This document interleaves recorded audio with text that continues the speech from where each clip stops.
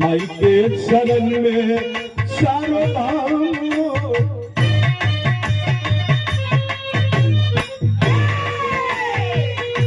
माई के शरण में चारों धाम हो पूजा माई बापू का शरणिया पूजा माई बापू के शरणिया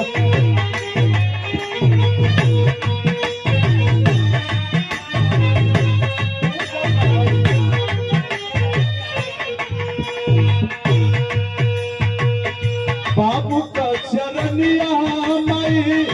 बाबू का चरनिया हो माई बाबू का चरण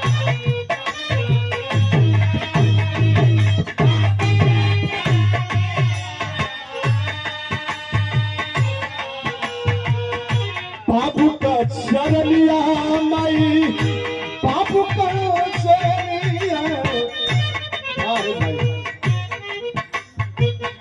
बिगड़ली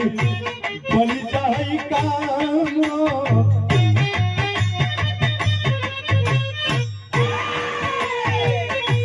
बिगड़ली बन जाई काम हो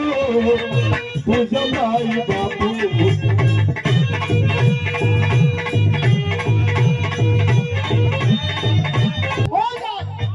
लेकिन माता कुमाता बाहे माई माई बेटा का रिश्ता कितना पावन होला बताया जाता है मित्रों कि अमृत कधार के हु कितनो पियाई एगो माई के बिना और कैसे करजवा जुड़ाई हो भैया एगो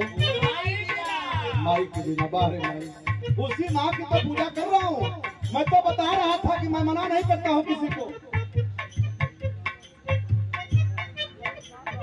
दुनिया की देवी ऐसे देवी को प्रणाम करता हूँ जिस देवी के चलते माँ के चलते आप सबका आशीर्वाद प्रदान हो रहा है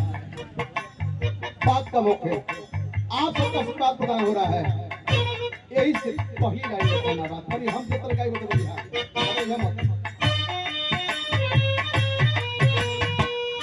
माई का चरनिया माई का चरनिया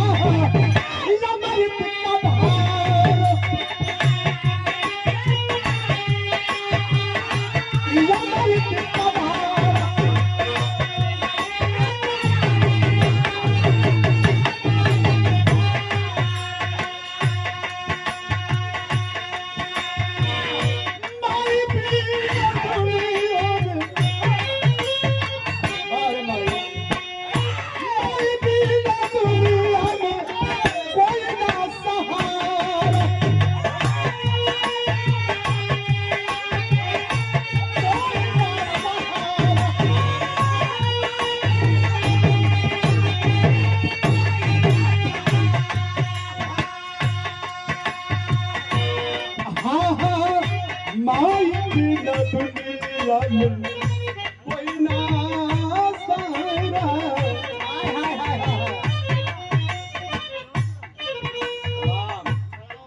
हमारा पाछे से बा बिरहा का जहाँ तक सम्मान है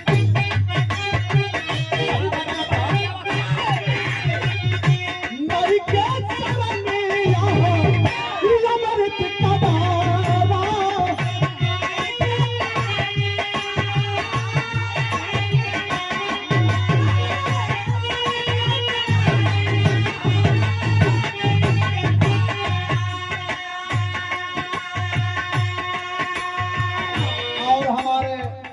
छोटे अनुज विवाह के शानदार जानदार कलाकार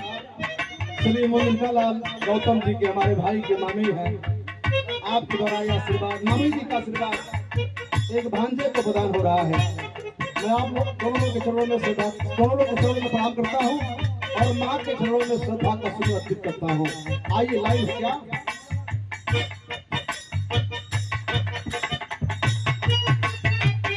यही लाइन है माई क्या चरनी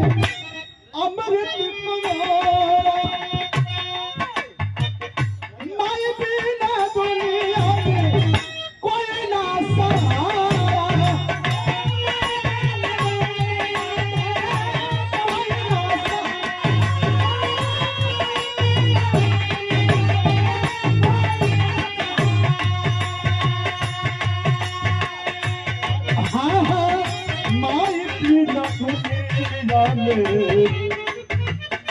कोई ना सहारा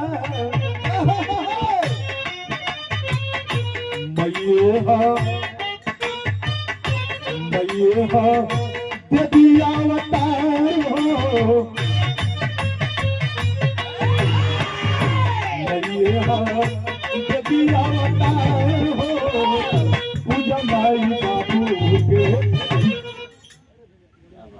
हाय ले ला आगे से मैया देवी अवतार हो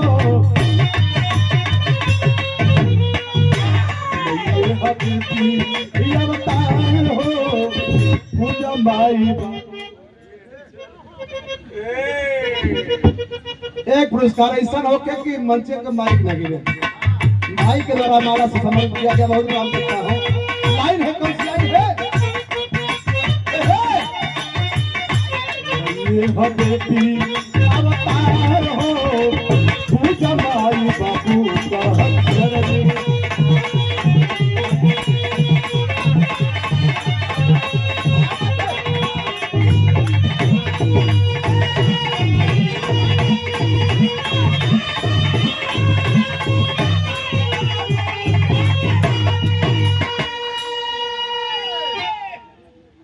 और भाई का बहुत स्वागत है अभिनंदन है भजन की दूसरी लाइन है आइए हमारे लास्ट लाइन बा कैसा लाइन बा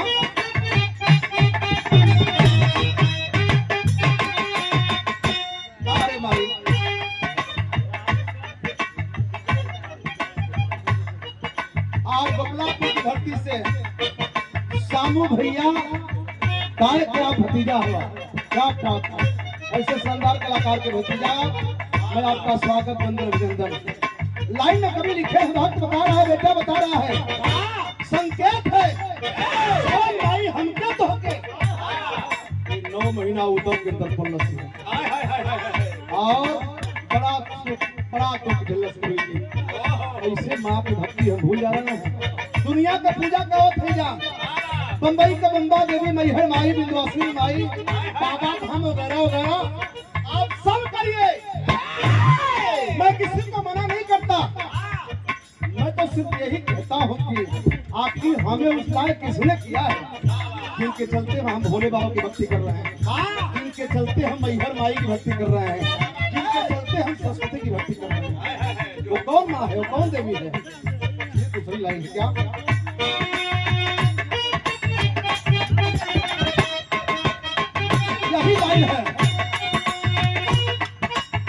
न वही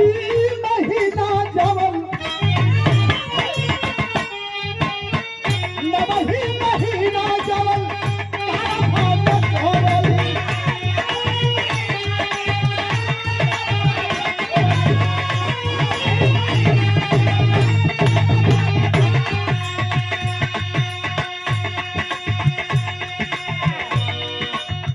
सुख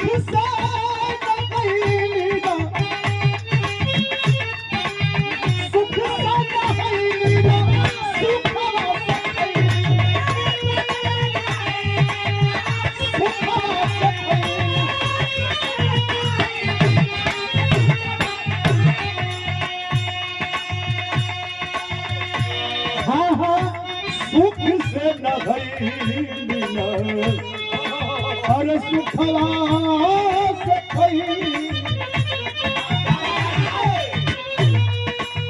तुम्हारे खातिर भइली परेशान हो तुम्हारे खातिर भइली परेशान हो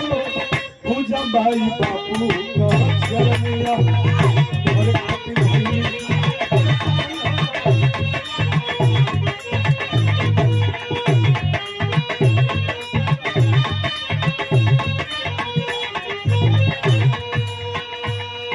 और अंतिम गुरु घराने का परिचय है आखाड़े का परिचय देते हैं आखिरी बंद में वो है बेटा पुकारा है माँ को कह रहा है बार है माँ ऐसा बेटा जो आपके बीच खड़ा है ये कौन बेटा है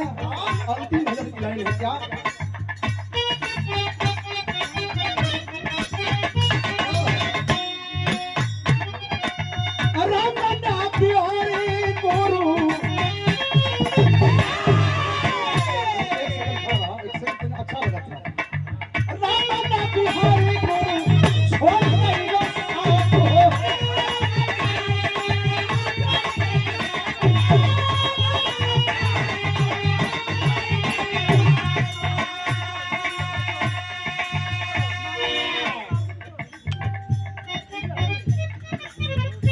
विजय हरी मालिक भी हैं और बैंड पार्टी के मालिक भी हैं, क्या बात है, के भी मालिक हैं और चौधरी भी हैं। तिजारी गांव से चल करके आए हैं। तनी भोला जी तो बता देंगे दूर कर वाला है। बैंड बाजा के मालिक भी आप हैं और चौधरी भी हैं। ऐसे चौधरी महाराज को प्रणाम करता हूँ। सबका स्वागत वंदन अभिनंदन है। अंतिम लाइन है क्या?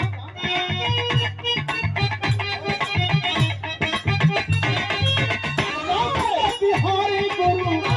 छोड़ गई न साथ हो बिहारी भैले बिहारी भैले माई बिलिया बात हो।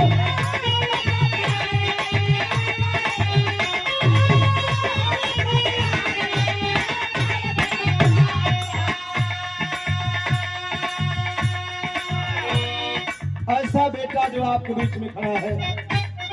आपके बीच में जो उनका विरह गा रहा है, ऐसे बेटे का इतिहास है। कबीर जी गुरु जी, मैं जब 6 महीने का था तो मेरी मां मर गई। आज तक मुनिका लाल गौतम जी की मां मरी है। आज लगता होगा कि मां के रहने में और न रहने में, मां के रहने में और न रहने में कितना खर्चा है। मुनिका लाल गौतम आज तक दुनिया के सबसे अमीर थे और आज दुनिया के सबसे गरीब हैं, जैसा कि मैं हूँ। मैं जब 6 महीने का था तो मेरी माँ मर गई और जब मैं 8 महीने का हुआ तो मेरे पिता मर गए। मुझे गांव के लोगों ने दूध पिला करके और इस बेटे को कपड़ा का व्यवस्था नहीं था, कपड़ा पहनाने का लोगों ने व्यवस्था किया। जिस बेटे को गाड़ी का व्यवस्था नहीं था, घर का व्यवस्था नहीं था, जिस बेटे को खाने की व्यवस्था नहीं था, इस समाज के लोगों ने माँ के न रहना, माँ का न रहना लोग करने नहीं दिए। ऐसे जनमानस को मैं प्रणाम करता हूँ और मैं स्वागत करता हूँ। यकीन सबके साथ होने वाला है आज और कल। आज मुनिका भाई की माँ नहीं है, कल मेरी माँ नहीं है, सबके साथ ही होने वाला है, सबको जाना है। इसीलिए कहना है माई है वो काम जरूर कर लो, समाज सब कुछ काम का जरूरत और काम की काम करते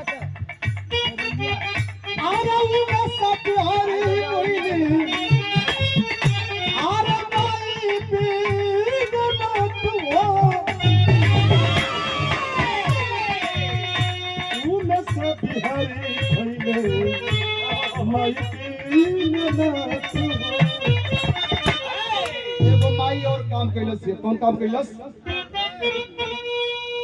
इसके बना दिहनु परिधान हो। कभी जीवन में मैं सोचा नहीं था कि मैं भी अपने गांव का प्रधान हो जाऊंगा।